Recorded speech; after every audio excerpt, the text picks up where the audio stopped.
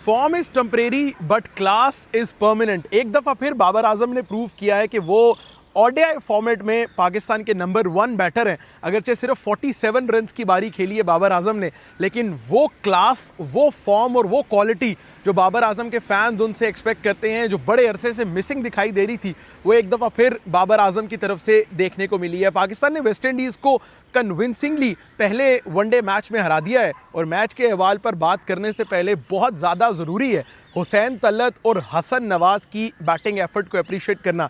देखें, over the years कम से कम पिछले 10-12 साल में या फिर अब्दुल रज़ाक के अज़हर महमूद के बाद पाकिस्तान की बैटिंग का एक बहुत बड़ा इशू ये रहा है कि लोअर मिडल ऑर्डर में 5वें-6ठे नंबर पे पाकिस्तान के पास कोई ऐसा बैटर नहीं होता था जिसके पास ये एबिलिटी होती थी कि वो पाकिस्तान के लिए मैच ख़त्म कर सकता। लेकिन हसन नवाज़ ने गुज़िश्ता 5-6 महीनों में या एक आध साल में ये प्रूव किया है कि वो पाकिस्तान के लिए 5वें-6ठे नंबर पर बारी कर सकते हैं। और हमने ये ग्लिम्पसेस उनकी तरफ से देखे थे HBL PSL में भी, उसके बाद बांग्लादेश सीरीज़ में भी, वेस्ट इंडीज़ सीरीज़ में भी। और अब जिस ज़बरदस्त तरीके से, जिस जिम्मेदारी से हसन नवाज़ ने पाकिस्तान के लिए मैच फिनिश किया है, बहुत ज़्यादा क्रेडिट डिज़र्व करते हैं हसन नवाज़ और कम बैक करने वाले हुसैन तलत। ओवरऑल मैच पर बात करें तो मेरे लिए एक बड़ी कंसर्निंग चीज़ है बतौर पाकिस्तान क्रिकेट फॉलोअर या फिर बतौर पाकिस्तान क्रिकेट ऑब्जर्वर, वो ये है कि हम हमेशा एक गलती करते हैं। ये चीज़ अब से नहीं, ये चीज़ गुज़िश्ता 5-6 सालों से चलती आ रही है कि हम स्पेशलिस्ट की तरफ नहीं जाते। अगर आज आप पाकिस्तान की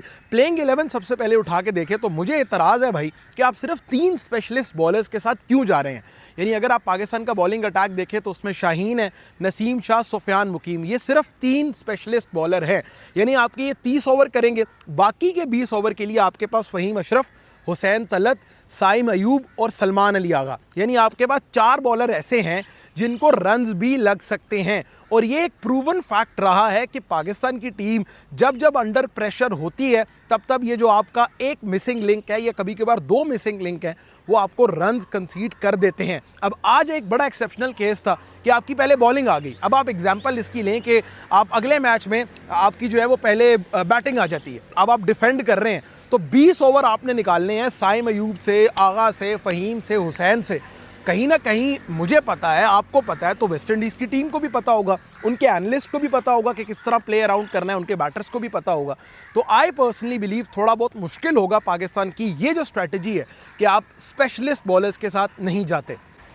खैर, स्पेशलिस्ट प्लेयर्स का ना होना या स्पेशलिस्ट बॉलर्स का ना होना has been an issue with Pakistan cricket. But overall match पर आते हैं। वेस्ट इंडीज़ ने पहले बैटिंग की। वंस अगेन शाहीन शाह अफरीदी आपको अर्ली ऑन विकेट दिलाते हैं। आज शाहीन वॉज इम्प्रेसिव, उनकी लेंथ बेहतर थी, उनकी लाइन बेहतर थी, लेकिन जो चीज़ सबसे ज़्यादा कंसर्निंग है शाहीन शाह अफरीदी को लेके, दैट इज़ हिज पेस। आज जो स्टैट उन्होंने दिखाया कि शाहीन शाह अफरीदी सिंस 2020 या फिर 2023-24 के बाद, 2024 के बाद शाहीन शाह अफरीदी सिर्फ 9% of the balls has crossed 140 kph, जो कि बहुत कंसर्निंग बात है कंसिडरिंग द फैक्ट कि शाहीन अब टेस्ट मैचेस कम खेलते हैं। शाहीन अब फोकस ओडीआई और T20 क्रिकेट पे ही करते हैं। इसके बावजूद शाहीन के पेस में डिप आना, कहीं ना कहीं इंजरी है, कहीं रिहैब पूरा नहीं है, ये एक बहुत बड़ा फैक्टर है जो शाहीन शाह अफरीदी के साथ है। उसके अलावा पाकिस्तान के लिए सुफियान मुकीम थोड़ा आप कह सकते हैं कि वनडे क्रिकेट उनके लिए वो इतने सूटेड है नहीं।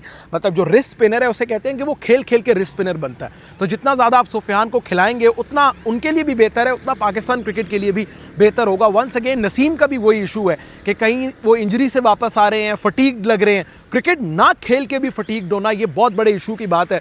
और आपका जो टीम फिजियो हैं, जो वर्कलोड मैनेज कर रहे हैं प्लेयर्स, उनको ये ख्याल करना है, क्योंकि अब नसीम को CPL का भी NOC मिल गया। तो मेरी समझ से बाहर है ये बात कि क्रिकेट ना खेल कर भी या 4-4 ओवर की क्रिकेट खेल कर भी अगर आप फिट नहीं हैं तो ये बहुत बड़े इशू की बात है। खैर, ओवरऑल 279 वेस्ट इंडीज़ ने किया, उनकी तरफ से भी बीच बीच में जो है वो रन्स देखने को मिले।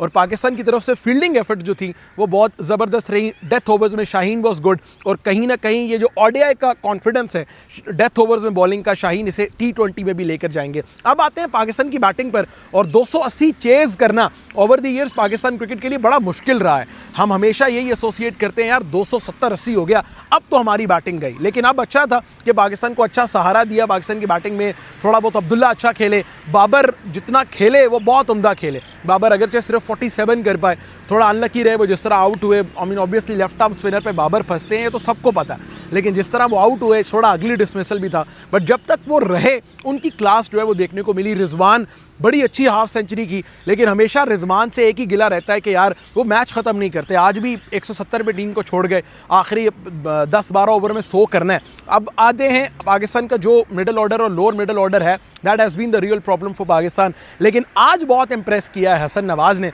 आज बहुत इंप्रेस किया है हुसैन तलत ने। अब हुसैन ऑब्वियसली अगर आप उनके शूज़ में अपने आप को देखें तो कम बैक कर रहे हैं बड़े अरसे बाद, इतना आसान नहीं होता कम बैक करना। पाकिस्तान जैसी टीम में वापस आना, आके सारी सिचुएशन में एडजस्ट करना, अपने आप को खेलना, मैच जितवाना।